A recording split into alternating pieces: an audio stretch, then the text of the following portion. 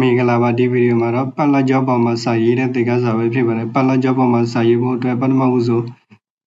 ရှစ်တစ်ခုဆွဲပေးရပါမယ်ရှစ်ရဲ့ရှစ်တူကို regulate ထောက်မယ်ပြီးလို့ရှိရင် ls2 ကိုယူမယ် software ပို့တစ်ခုဆွဲပေးလိုက်မယ်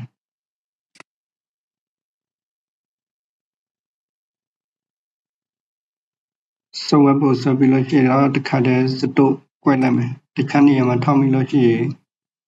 ရှစ်ကပြောက်သွားမှာပဲဖြစ်ပါတယ်စတုတ်ရွေးလိုက်မယ်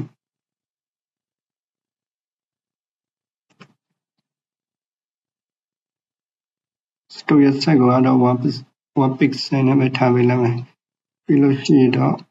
မူတူယူမယ်စတုတ်ကိုင်မယ်ပြီးလို့ရှိရင်တော့ align ကိုထည့်ပေးလိုက်မယ်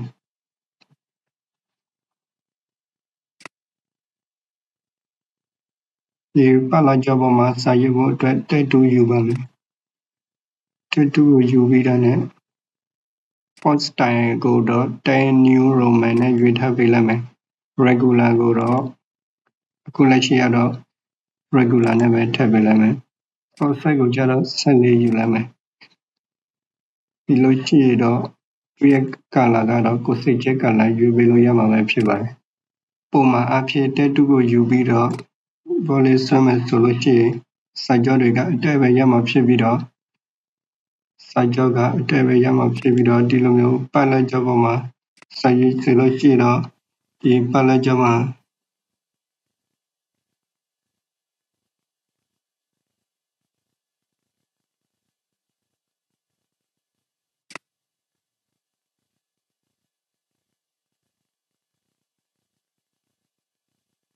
ပတ်လတ်ကြောပေါ်မှာစာရေးမယ်ဆိုလို့ရှိရင်ပတ်လတ်ကြောပေါ်မှာတေပေးတာနဲ့အပူစာပြောသွားမှာကိုတွေ့ရမှာပဲဖြစ်ပါတယ်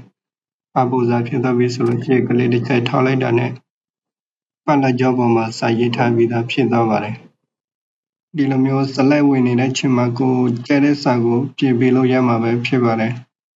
အစစ်ပြေသွားပြီဆိုလို့ရှိရင်တော့အမှတ်ချက်ကိုနှိပ်လိုက်မယ်ပြီးလို့ရှိရင်တော့အောက်မှာပတ်လတ်ကြောရှိနေတာဖြစ်တဲ့အတွက်အဲ့ဒီပတ်လတ်ကြောကိုဖြုတ်မယ်ဆိုလို့ရှိရင်တော့ဒီဘက်ဘေးနားကမျက်စိကိုပိတ်ပေးလို့ရတယ်လို့ဒီရှေ့ရဲ့ layer ကိုလည်းဖြတ်ပေးလို့ရမှာပဲဖြစ်ပါတယ်ဒီလေး2ပေါ်မှာပဲစာရေးလို့ရတာမဟုတ်ပါဘူးpart 2ကိုသုံးပြီးတော့လည်းဒီလိုမျိုးပုံတွေဒီလိုမျိုးပုံတွေဒီလိုရမှာပဲဖြစ်ပါတယ်โอเคပတ်လတ်ကြောပေါ်မှာစာရေးတဲ့သင်ခန်းစာကိုလည်းအားလုံးအဆင်ပြေမယ်လို့ကျွန်တော်ထင်ပါတယ်